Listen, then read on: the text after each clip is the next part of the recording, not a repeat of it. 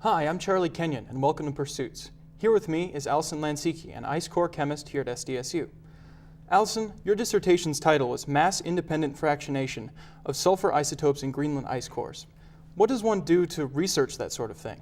Well, back in 2007 in the summer, we traveled to Greenland and we drilled 4 ice cores into the ice sheet and brought them back to Sioux Falls to analyze here in SDSU. Well, how exactly do you analyze ice cores from Greenland here on campus?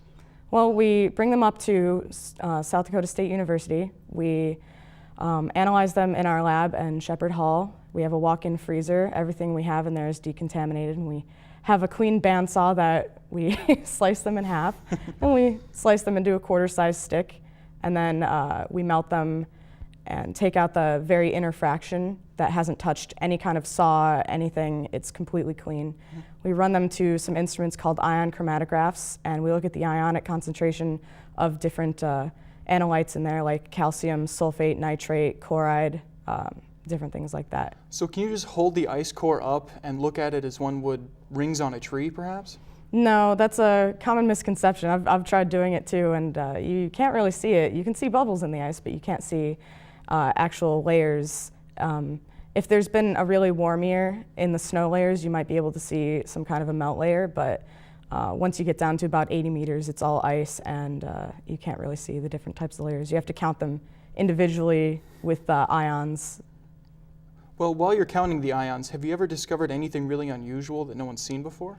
Well, recently, when I was looking through the different cores, I analyzed down to the 1400s, and I found a volcanic event that I didn't know was there, actually. And I haven't seen it in any of the literature, so I don't know if I'm the one who's discovered it, but it's definitely new. And if it was large enough to be found in an ice core from Greenland, it must have been a very large eruption.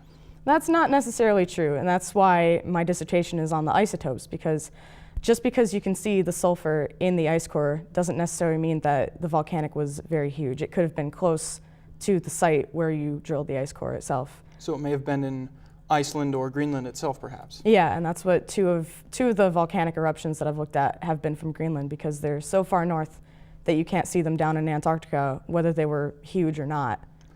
Are there any other large eruptions that you usually find in ice cores? Yes, one of them is called Tambora, and that happened in 1815, caused the year without a summer in 1816. It was large enough to totally trash the Earth's radiative budget and make it a very cold year, so plants couldn't grow and people died because of famine. Doesn't sound very nice. Yeah. You recently had a journal published in the Geophysical Research Letters. What exactly was that about? It was about the cold decade caused by that volcano, as well as one that happened in 1809.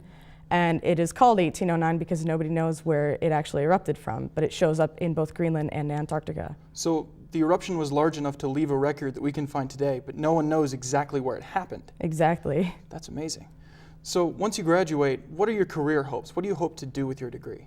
Well, right after graduation, actually in about 4 months, I plan to take a postdoctoral position in France doing sulfur and oxygen isotopes in Antarctic ice cores. And after that, I might take another postdoctoral position or become a research professor, because I want to continue research. So as part of your research, you've been to both Greenland, and now you'll go to Antarctica as well, having covered both poles then? Yes. That's amazing. So do you have any advice for any college students who might want to travel, whether as part of their research or just as part of traveling?